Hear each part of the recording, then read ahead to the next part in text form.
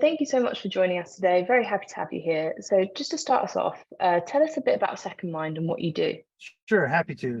So consider Secondmind the optimization engine for the software-defined vehicle.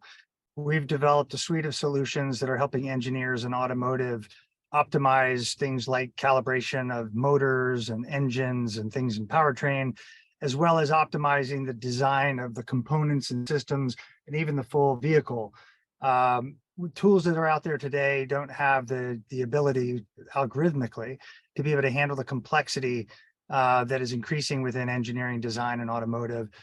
One of which is driven a lot by the amount of data that the engineers have to deal with. Too much data is actually getting in the way. So our job is to minimize that complexity by reducing the data needs.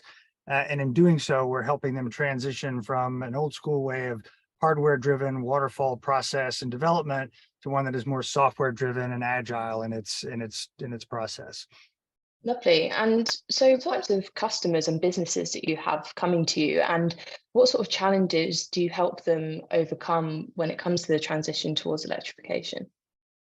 Well, I think the biggest thing is software complexity. First and foremost is that if you look at the day, the complexity in software in a vehicle, and if you look at an autonomous vehicle, one that is intended to be level 5, there's going to be 1 billion lines of code running in that vehicle. 300 million, I think, is the guess for one that's ADAS and not fully autonomous. And the amount of data that is being generated by the different sensors and actuators in that vehicle is about 25 gigabytes an hour is the last one of the more realistic numbers that I'd seen. All that leads to an amount of complexity that today, not a year from now or a month from now, that today engineers have complexity in the software that they're trying to work with, and the pace of development for them is 4 times slower than the actual complexity. So the complexity is already creating a big problem for OEMs and anybody that's in the automotive industry that's in that part of that supply chain or part of that value chain to develop vehicles that meet emission standards and meet consumer demand and help the companies meet their bottom line is very difficult to do. And increasingly more difficult on a day-to-day basis. Our job and what we've been doing is helping OEMs specifically, so companies like Mazda, minimize that complexity in the design and development phase of the vehicles that they're building. And Mazda's a traditional OEM, like they were building fossil fuel driven, ICE engine driven cars, and they're still doing that today. And making that transition to electrification is actually quite difficult. It's difficult from a business perspective. It's difficult from an ecosystem perspective. It's challenging from an environmental perspective, as I think we all understand. And from where we stand, everything that we do from the ground up is to drive more efficiency and optimize those processes for the OEMs, the tier 1 suppliers, and other engineering services companies in the ecosystem. Brilliant. And you mentioned your Secondmind optimization engine. So tell us a little bit about this. What makes it unique? What does it offer your customers and your businesses? Sure. So the optimization engine, as we call it, is at the center of the solutions that we're building. 2 solutions, one being a calibration solution that calibrates any ECU in the vehicle. And then there's a system design solution that's built on top of this optimization engine that actually streamlines the process of designing components and systems. And theoretically, it can actually help optimize the design of the entire vehicle. At the core of that, the fuel for this engine is something we call active learning. And active learning is a known commodity in the machine learning world. It's a generative form of AI that learns on the job. And the things that make it interesting from our perspective or unique are A, the amount of data that we can save. If you look at what's a good example? A good example would be autonomous driving. So in autonomous driving, you have tons of data that the AI algorithms are being trained on to identify objects and stuff, basically to protect the precious cargo in the vehicle, you and me, right, the humans. In that problem domain, more data is better because every pixel makes the algorithm better and makes the result better. In engineering design, more data gets in the way.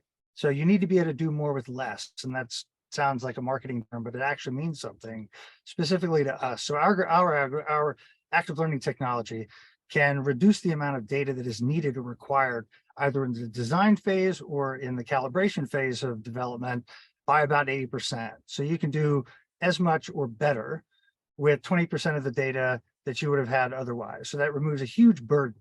That creates an efficiency in time. So there's less time that you have to actually test or simulate or to calibrate systems.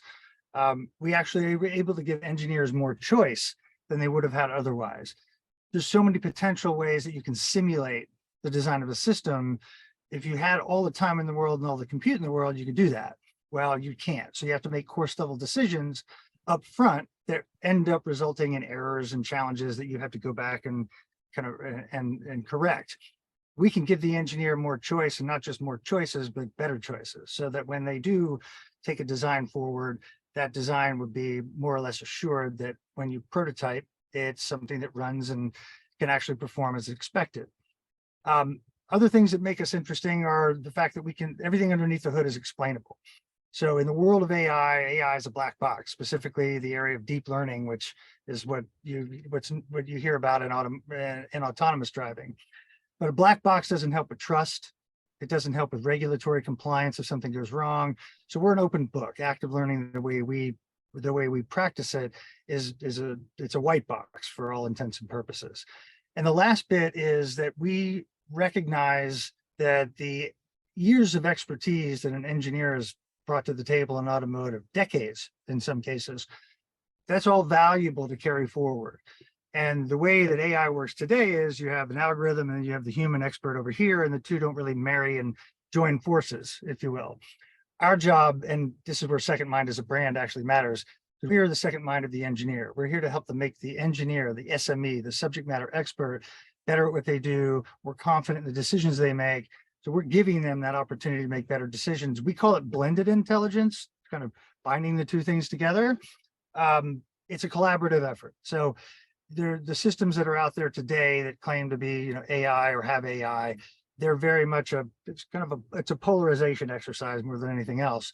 We blend the two things together. We believe that the result of the expertise and the algorithmic intelligence will result in something that's better moving forward. Lovely. And what can we expect to see from Secondmind in the next 12 to 18 months? Well, I think you can expect to see us helping to reduce the amount of time that it takes to develop a vehicle when we're in full swing. If our system design solution as well as the calibration solution are in play across an OEM's R&D centers, the amount of efficiency we think we can deliver, and what one of our customers has actually said is that they think that we can reduce the amount of design and development time for a vehicle from what it would be about 2 years to a matter of months.